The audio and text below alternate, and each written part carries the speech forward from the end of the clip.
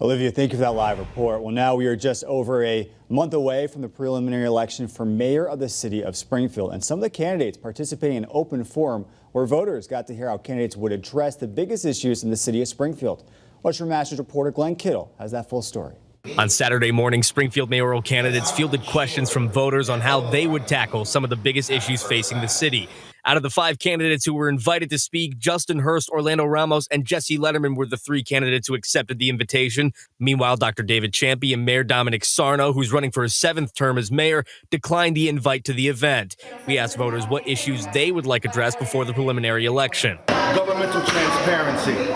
Also, gun violence and violence in the streets of the city of Springfield. The 3 most important topics are housing, climate change, and small businesses. I think it's really important that our community makes an informed voting decision and that they come out to vote. The candidates in attendance tell Western Mass News getting their message heard in front of large crowds like this one is crucial if they want to earn enough votes to make their way onto the November ballot. On Saturday, they pled their case as to why they believe they should be Springfield's next mayor. Making sure that we invest in a first-class education for all residents, ensuring that, we have a police commission that is empowered, making sure that, we reduce taxes here in the city of Springfield. The city of Springfield has just become unaffordable for homeowners, for residents. The property taxes have gone up 24% over the past 4 years alone.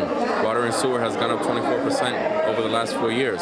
It's just making it unaffordable for people. Having a new vision for economic development, an economic development vision that truly invests in our neighborhoods, builds wealth for the people that already live here, and really prioritizes our neighborhood economic centers. By doing that, we can improve the quality of life of residents across the city of Springfield. All 3 candidates tell Western Mass News the voters they've spoken with are calling for a change in leadership. I've been working hard since day one on this election, and I think that's going to show when the results come out. We hear very clearly from voters across Springfield that they are ready for a fresh perspective. We know it's critical.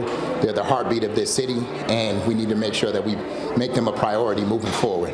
The preliminary election in Springfield will take place on September 12th. The top 2 mayoral vote recipients will earn their names on the election ballot in November.